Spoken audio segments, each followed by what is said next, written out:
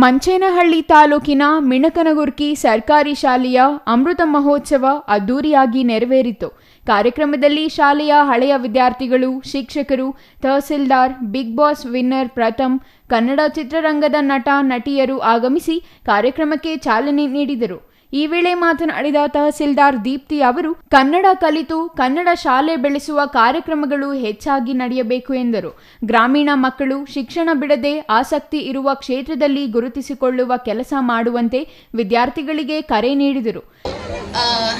ಚಲನಚಿತ್ರವನ್ನ ಹಾಗೂ ಟಿವಿ ಫೋನ್ಗಳನ್ನು ಮನೋರಂಜನೆಗಾಗಿ ಉಪಯೋಗಿಸಬೇಕೆ ಹೊರತು ಅದನ್ನೇ ಒಂದು 24 ಗಂಟೆಯಲ್ಲಿ 8 ಗಂಟೆ ಹೊತ್ತು ಅದ್ರ ಮುಂದೆ ಇರಬಾರ್ದು.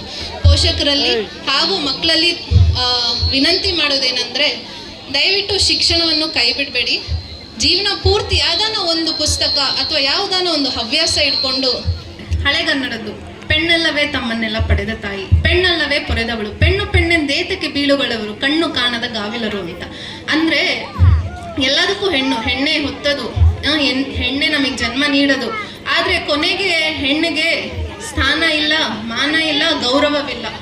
ಈ ಶತಮಾನ 2025ನೇ ಸಾಲಿನಲ್ಲೂ ಕೂಡ ನಮಗೆ ಶೋಷಣೆ ಆಗುತ್ತಿರೋದು ನಿಜ. ನಿನ್ನೆ ತಾನೇ ಅಂತಾರಾಷ್ಟ್ರೀಯ ಮಹಿಳಾ ದಿನಾಚರಣೆ ಆಚರಿಸಿದ್ದೇವೆ.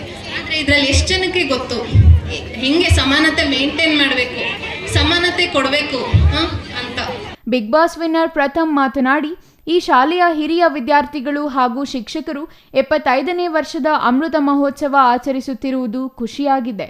ಈ ಶಾಲೆಯಲ್ಲಿ ಓದಿದ ಲಕ್ಷಾಂತರ ಜನ ಶಾಲೆಯಲ್ಲಿ ಬದುಕು ಕಟ್ಟಿಕೊಂಡಿದ್ದಾರೆ. ಕೆಲವರು ಶಿಕ್ಷಕರು, ಚಿತ್ರರಂಗದಲ್ಲಿ, ರಾಜಕೀಯ, ಇನ್ನೂ ಅನೇಕ ಕ್ಷೇತ್ರಗಳಲ್ಲಿ ಗುರುತಿಸಿಕೊಂಡಿದ್ದಾರೆ ಎಂದರು. ಇನ್ನು ಕಾರ್ಯಕ್ರಮದಲ್ಲಿ ವಿದ್ಯಾರ್ಥಿಗಳು ಮತ್ತು ನಟ ನಟಿಯರು ನೃತ್ಯ, ಸಂಗೀತ, ಹಾಸ್ಯ ನಡೆಸಿಕೊಟ್ಟರು.